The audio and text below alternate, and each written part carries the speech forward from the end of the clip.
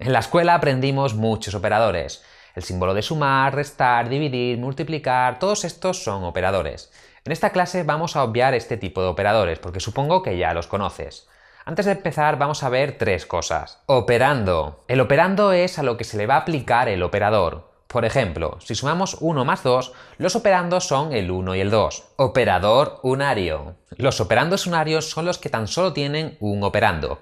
Por ejemplo, el símbolo negativo. Cuando ponemos el símbolo negativo delante de un número, esto lo que hace es invertir su valor, y tan solo está tratando con un operando, un solo número. Operador binario. Es aquel que usa dos operandos, como por ejemplo en la suma que mencionamos antes, donde sumábamos 1 más 2. Esto es un operador binario. Ahora vamos a ver algunos operadores de JavaScript más allá de los que aprendimos en la escuela. Concatenación de strings. Normalmente el símbolo de sumar sirve pues para eso, para sumar números. Pero ¿qué pasa cuando sumamos string? Cuando utilizamos el símbolo de sumar para unir dos strings. Lo que pasa es que se concatenan, que se unen, que se convierten en un solo string. Siempre que uno de los dos operandos sea un string, automáticamente el otro también se convierte en string. Da igual en el orden que los pongamos, que siempre que haya un string, el resultado será un string. En cambio, en el caso que tengamos tres operandos y dos de ellos sean números y estos están a la izquierda, primero se sumarán esos dos números y después se concatenarán con el último string, con el tercer operando. El resto de operaciones relacionadas con las matemáticas, como por ejemplo restar o multiplicar o dividir, todas estas convierten los string a números. Sumar es la única excepción que es al revés, que convierte los números a string siempre y cuando haya algún string entre ellos, como hemos dicho anteriormente. Conversión a número. Seguimos con el símbolo de sumar. Hasta ahora hemos visto su forma binaria, usando dos operandos, pero también tiene una forma unaria, en la que se aplica a un solo operando. Y esto lo que hace es convertir a número ese operando. Hace exactamente lo mismo que hacía la función number que vimos en la clase anterior. Convierte lo que sea a número, pero esta vez de forma mucho más corta, utilizando tan solo el símbolo de sumar. La necesidad de convertir string a números es algo que te va a pasar muy a menudo. Es algo de lo que vas a necesitar. Por ejemplo, un caso muy simple es cuando tenemos un formulario en HTML, normalmente los datos de ese formulario vienen en forma de string, aunque sean números. Pero ¿qué pasa si tenemos dos números en forma de string y queremos sumarlos? Si aplicamos su forma binaria, lo que hará es concatenar los strings, no sumará los números. Entonces lo que tenemos que hacer es, además de aplicar su forma binaria, es aplicar su forma unaria a cada uno de los elementos por separado, a cada uno de los operandos. Quizás sea un poco extraño a nivel matemático ver tantos símbolos de sumar por ahí suelto, pero es así como se tiene que hacer. Primero se aplica el operador unario y luego el binario, por orden de prioridad. ¿Prioridad? Sí, por prioridad. Cuando tenemos más de un operador en la misma expresión, estos se ejecutan por orden de prioridad, y si ambos tienen la misma prioridad, se ejecutan de izquierda a derecha. Por ejemplo, cuando tenemos en una misma expresión una multiplicación y una suma, en la escuela nos enseñaron que primero se tiene que hacer la multiplicación y luego la suma. Pues aquí es exactamente lo mismo. Y al igual que en la escuela, aquí también podemos poner paréntesis para cambiar la prioridad según nuestras necesidades. Hay muchos operadores en JavaScript. Te dejaré adjuntar la tabla de operadores con sus prioridades por si le quieres echar un vistazo. Asignación. Cuando le asignamos un valor a una variable utilizando el símbolo igual, este también es un operador. Este operador tiene una prioridad muy baja, lo cual nos viene bien, porque cuando por ejemplo asignamos a una variable una suma, primero se ejecutará la suma antes de asignarle el valor. También está permitido encadenar asignaciones. Hay una cosa con la que tienes que tener cuidado. Un operador siempre retornará un valor, incluido el de asignación. Vamos a ver con un ejemplo qué quiero decir con esto. Aquí podemos ver que el resultado de A es igual a 3. ¿Por qué? Porque en la asignación de B también estamos asignando a la suma de 2 más 1. Un poco lioso, ¿no? De hecho, esto no es normal que lo haga. De hecho, tú no lo hagas.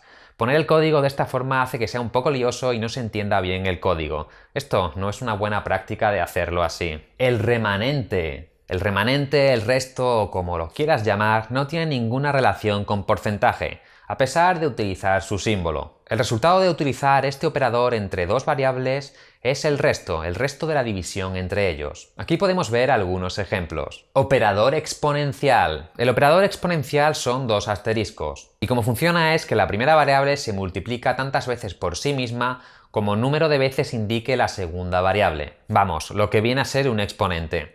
Aquí vemos varios ejemplos. Incremento y decremento. Incrementar o decrementar números es una práctica muy habitual en el mundo de la programación. Los operadores que se usan para esto son este para incrementar una variable en 1 y este otro para decrementar una variable en 1.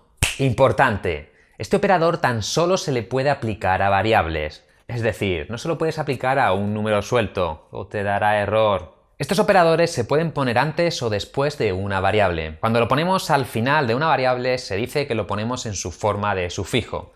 Y cuando lo ponemos delante de una variable se dice que se lo ponemos en su forma de prefijo. Ambas formas hacen lo mismo, decrementan o incrementan el valor en 1. Pero, como ya hemos dicho, todos los operadores retornan algo, retornan un valor.